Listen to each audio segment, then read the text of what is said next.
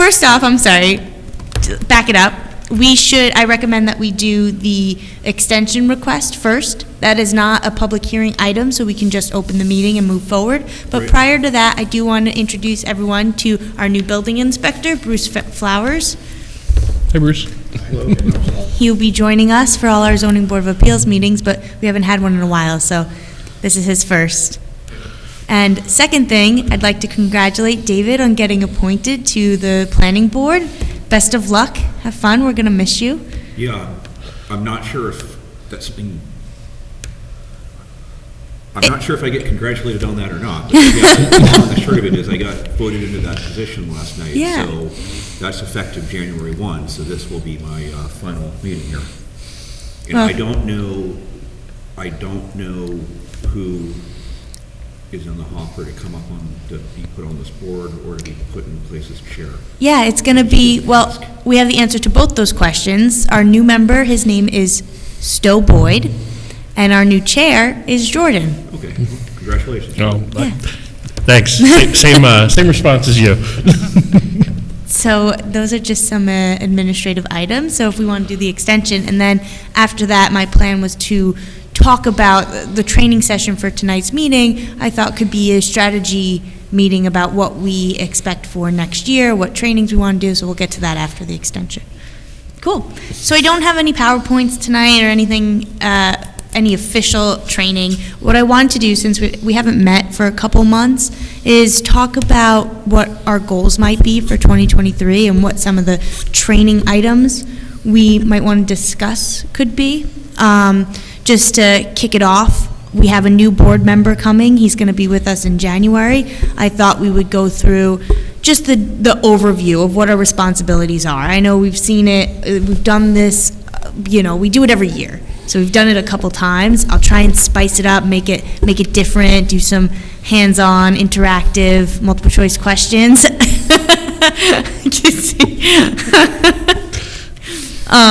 But I think that'll be a good start, and that might take January and February. But after that, I really, we usually do a case law update, so we could do that. But like, what's going on in your minds? What are we thinking for training this year? What would you like me to prepare or do or bring to the table? I mean, my perspective is I would love to have discussions prior to opening the public meeting that are relevant to the topics that we're going to be seeing that evening.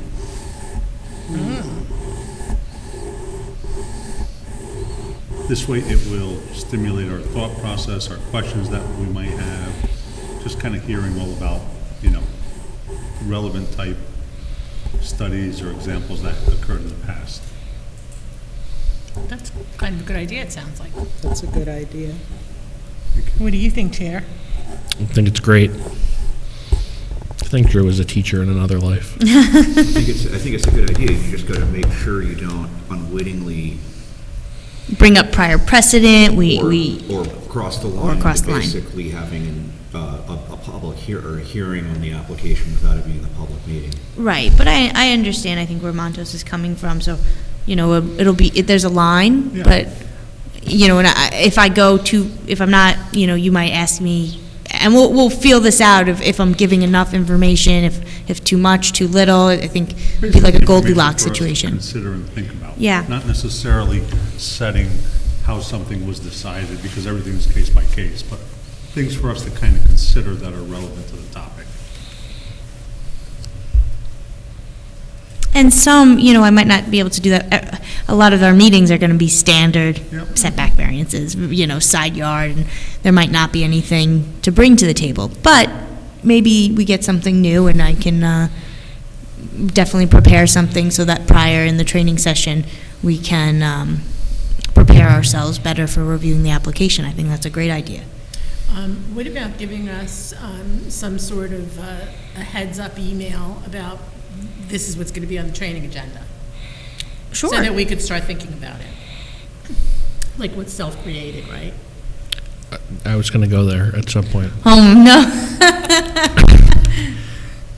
Yeah, I wanted you to find some cases on, Non-self-created? no, on when a board determined a hardship was either way, either not self-graded or self-graded, and then it was overturned.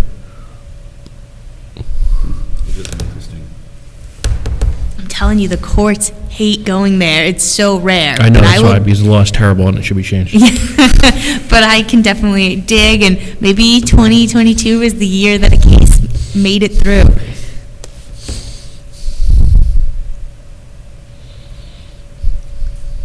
All right. And just, obviously you said January and February, the five factors and 4 factors, just, for the new member. General, what we do. And I think that is something, I want to stress to the public, right? So I know I've been watching the city council meetings, and obviously they want transparency, and so I think explaining maybe to the public prior to the start of each meeting, maybe like a brief overview, I can write it, or we can write it together, Drew, of what the 5 factors are, kind of layman's terms, and that's what we can consider. So we can't really consider people's feelings. It's not, a popularity contest, and so they should frame their comments to the 5 factors, and if they don't really frame their argument to the 5 factors, it's kind of irrelevant, and that may help the public maybe feel more heard. Yeah, I think that's a great idea. With a lot of my other boards, the chairs have intros that they give at every meeting and it's not for the board members, it's for the public and the applicant, so that they know walking in, what are the rules? And we don't get, especially with the ZBA, we're getting a lot of layman's, we're not getting a lot of attorneys coming before us. People are just trying to get their variances. So I think having an intro where we explain what the standard is and what we're going to look at could be helpful, just a couple sentences to run through it. So I think that's something you and I can develop together. That's a great idea. Yeah, Jack Dunn, I remember, used to do kind of an intro. Yeah. Yeah, he had an intro, yeah. I just think, it gets lost, and, people are, on some certain things, they're emotionally charged, they just talk about how, it's unfair, or like, whatever, and it's kind of like, okay, well, if you framed your argument a little better and knew what you should talk about, like, it's, negatively affecting the characteristic of the neighborhood because X, Y, and Z, could be a little more relevant to something that we could consider than, I don't know, some of the arguments that we hear. Right, it can help the applicants and any speaking Sure. members, frame their arguments to the 5 factors or the 4 factors, and that would help this board make a decision, help your questioning as well, and help them realize, if maybe they can reduce it in an area based on what they're hearing and what the rules are. So, great, so maybe we can get that ready for January. We'll do like a test run of some language. Great. But I have some ideas on that. All right. Anything else? Anything you guys would like to see from me? I know I've tried to do towards the end some more interactive one, multiple choice. It feels so boring if I'm here lecturing, but if we don't want to do that anymore, I know you were like, I can go back, okay. It was like a little fun game, right?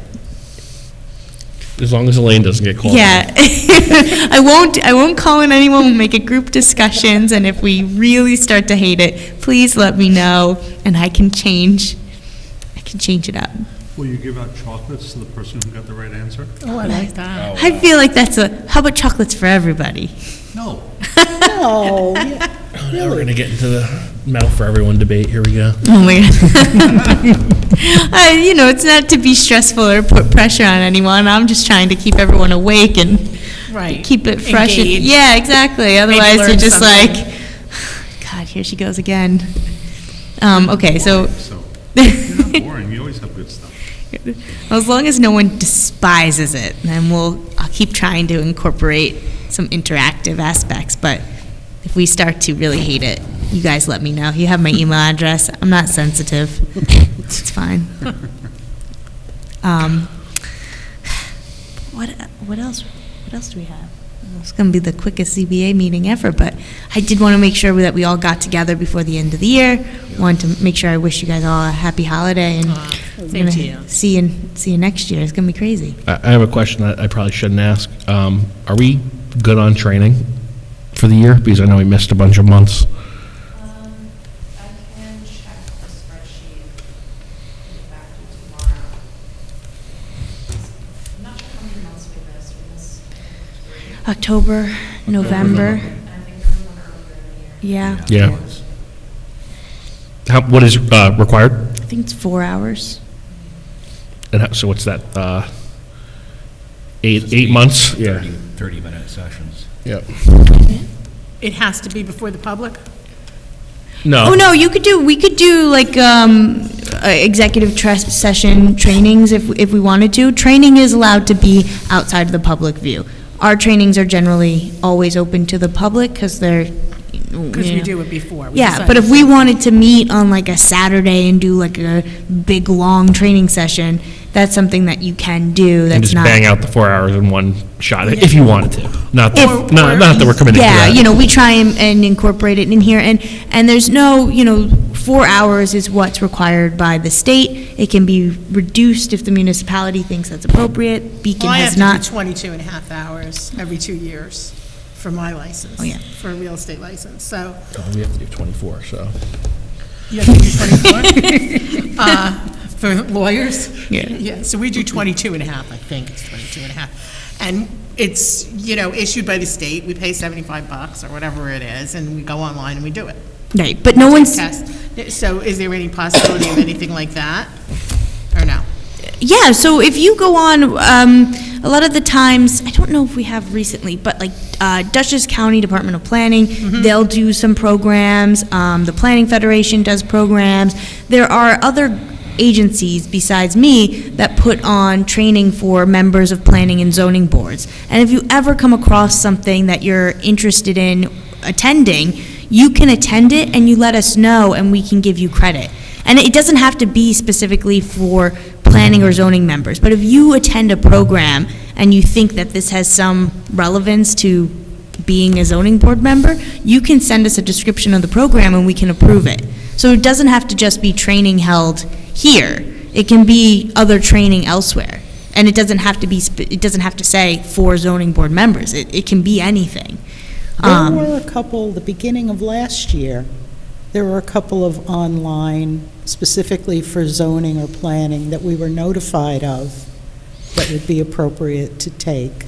Yeah, I remember, Could they I remember do? they issued those, and it may have been the beginning of this year, or even, I think. I think it some was of the that- beginning of this Was it? Yeah, year I think- and last year. Well, definitely last year, because I remember, I think that was because of COVID, right? So I don't think we were really, were we doing training sessions when we were online? Yeah, I think so. I'm pretty sure. I blacked out. Yeah. I mean, there's the It's state like, ones you're did that really mandated to happen? take, but that's through New York State. Well, you're not mandated to take you're mandated to do, 4 hours, but you're not Oh. mandated to take anything. We had required, I think, because we fell behind with training, I think in 2020, we had said, we had asked every board member to do the state training. Yeah. Yeah, so we mandated it to catch everybody up on their training. But Because yeah. there was every year it was the sexual harassment, Yeah. the safe workplace. Oh, you're right, those are Ethics. mandated. Yeah. Those are state. Those are state. I'm thinking of the state zoning board specialty one that everyone did got a certificate in. Oh, that's right. Yeah. Right, that's for state employees. We had been municipal required, employees. maybe not. We did do it. We were told it was required at some point, but Yeah. perhaps that's not actually You the did case. double check? Okay, Okay. If Great. you want to do it, I can bring it back. No, because it's just, don't say stupid things. Yeah, pretty standard. If anyone feels that's necessary, we can fold that back into the yearly training. So if we're running out of things next Yeah. December, I'll. Judy, I think, needs that training. What training is that? Anti-theft. Anti-theft, yes. She stole my I've phone at the last turned into a meeting. klepto in my old age. The anti-sexual harassment training. Yeah, and then Bruce, is there anything that, any training we can bring that might be helpful to your office, to you? I can make everybody aware. I get different trainings through my office, through New York State Department of State. If for some reason they come up with a class, whether that's something locally, a lot of the stuff since COVID they've been doing online. I'll get that to Amanda so she can get it out to everybody. That's usually where I get most of my hours I have to get for in-service training as a building inspector. But they do offer once in a while some zoning classes. You mentioned before Dutchess County Planning Federation. Do you guys normally get the emails from them? Yeah. We try and forward, it'll come to, I think Amanda gets them, or I get them, so we forward them to the board, but that's another good outlet for additional training. Westchester County Planning Federation, they're doing all their programming online, so that makes it accessible. Yeah, I sit on the board for that organization right now. I'm also the chairman of the planning board at Wappinger. So You have a lot of fun nights. I have a lot of fun. But with that, that organization does usually run a bunch of classes on a regular basis for, particularly to zoning. Also Association of Towns. Oh, that's a good used to one. They used to run some classes, actually in the fall, I believe they used to do something up at FDR. They used to do a full-day class up there. They're doing something in Manhattan this year, in February. It's in person, I don't know if they'll have a virtual link, but I'll find out. Jen Gray and I are speaking, so. Oh.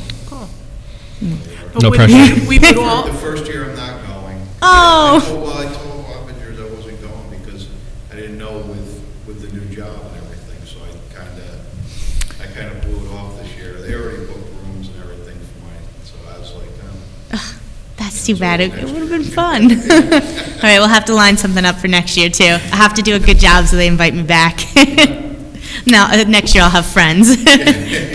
but we would all have to agree to do it, otherwise then No. the half-hour classes in the beginning, like if I do 4 hours on my own, or I go to a class, then I don't need to show up for the early half hour?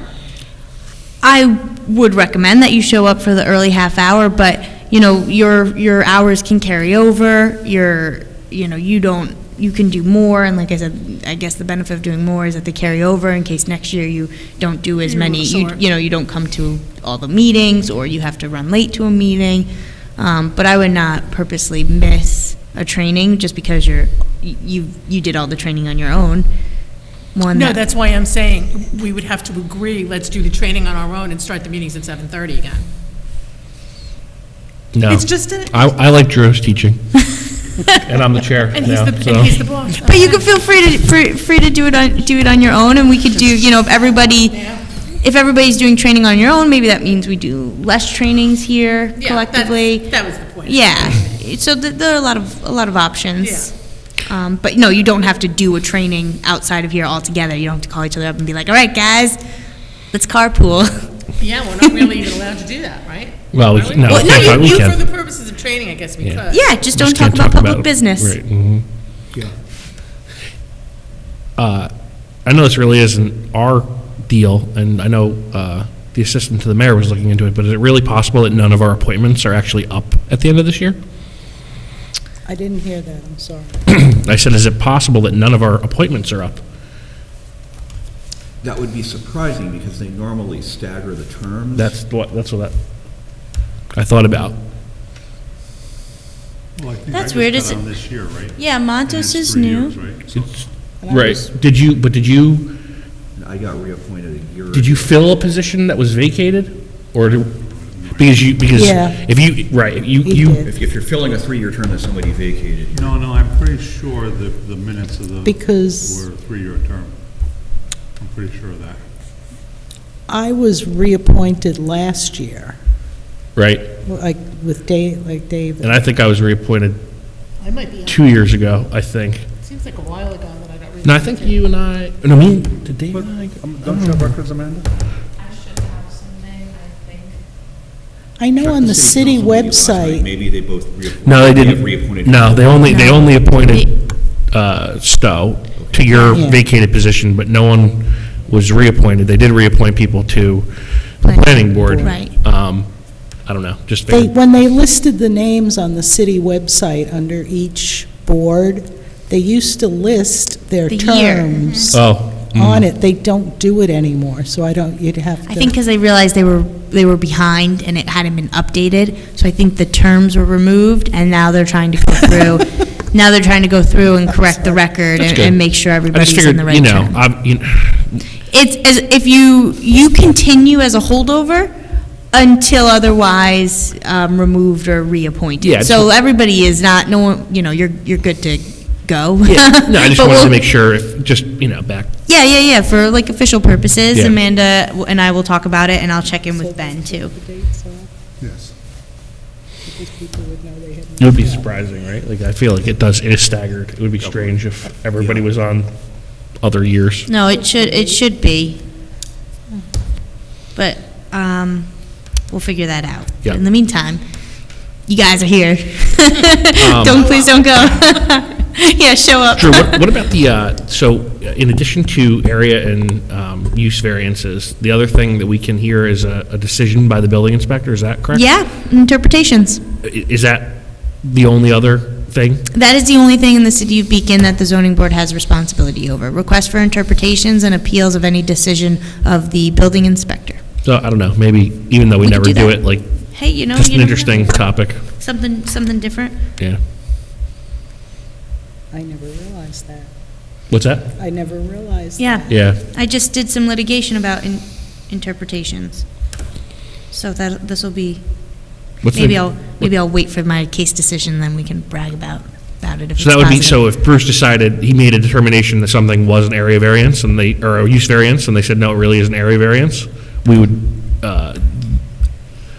Well, that's interesting because that would already be coming to the zoning board, and we'd probably just address, it wouldn't be an appeal of Bruce's decision, it's already at the zoning board. So we could talk about it and we could say, you know what, actually, for these reasons, and we'd be speaking with Bruce on That's the interesting. record about whether or not it's an area versus a use. Really, you're going to see if Bruce made a determination that, I'm trying to think of an example that's, There was one kind of recently that I'm remembering, that it was an area variance, but it didn't, there was one we did on Eliza Street that was an area variance, and then no, it was a use variance, and then we looked and we said, you also need an area variance. So we added the area variance to their application, and they had to renotice, and then that moved forward with the use and area variance request. Another one you might get is, let's say, someone said that this use was permitted, right? And it went for it was issued a building permit. Someone who might feel adversely affected can appeal to the zoning board and say, no, that use is not permitted. And then this board would review whether or not the use was permitted. what are, yeah, okay. Or, if Bruce said, this requires an area variance, instead of submitting an area variance request, they could submit an appeal and say, no, I'm requesting an interpretation that this section of the code is incorrectly applied to my property. And what is the standard of that review? De novo review. You make the decision that you believe ought to have been made by the building inspector originally. Cool. But that's a good, we could do that. I think that could be a fun one.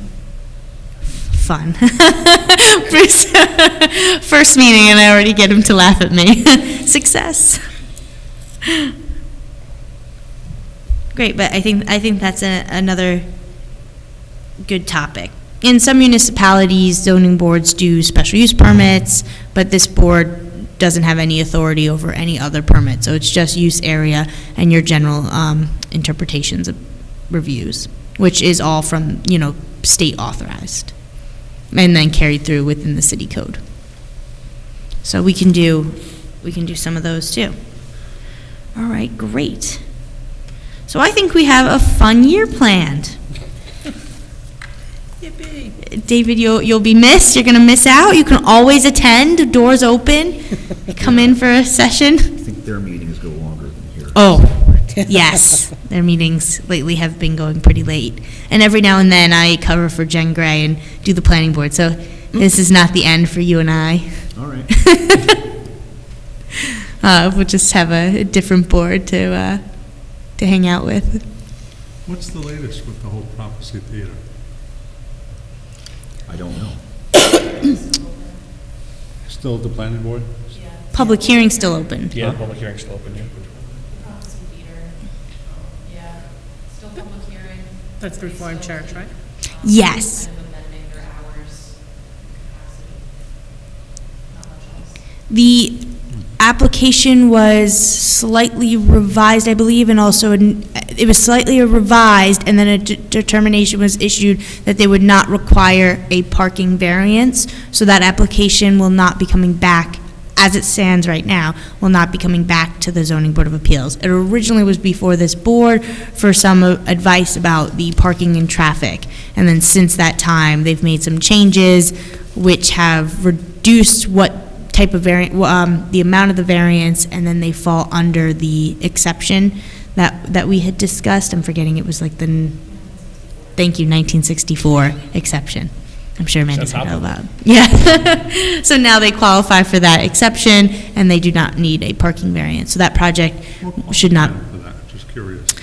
They reduced it enough where they then felt, it was like, it was a threshold amount. I mean, it was 25%. Yeah. If they, Increasing usage of 25%. right, if you increase usage 25%, you could still be exempt under the non-conforming parking requirements, but they were going above the 25%, which is why they needed the variance to begin with. They reduced it to that 25% threshold to get to the 1964 exemption.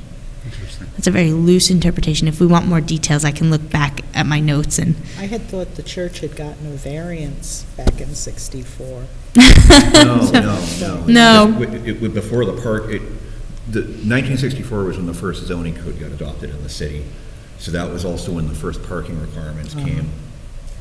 And they were built before then.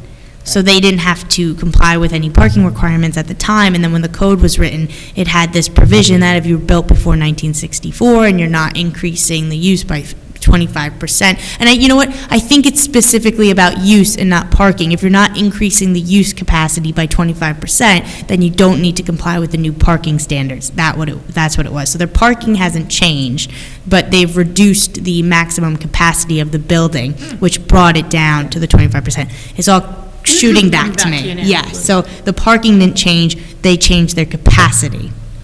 So they must be below 200 in capacity right now. Yeah, 180, I think. Yeah. Yeah. Something like that, so that will not be coming back to this board. Yep. Yeah. But, all right, guys. Well, I don't want to keep you here any longer, but if anyone has any ideas that come to you, just feel free to shoot me an email, and I'll put them on my list, and, you know, we'll get going in 2023. All right. Hit the ground running, that's what I was trying to say. We're going to hit the ground running. Okay. Awesome. Well, David, Motion to close? see you later. Oh, yeah. Do we need to close? Do we open? We did open the meeting, now we can close it. Motion. Any second? All in favor? Aye. Any opposed? Great. Okay. we're closed. And for the second time, have a wonderful holiday, everybody. Yeah. Yeah, same to Thank you, everybody. everyone.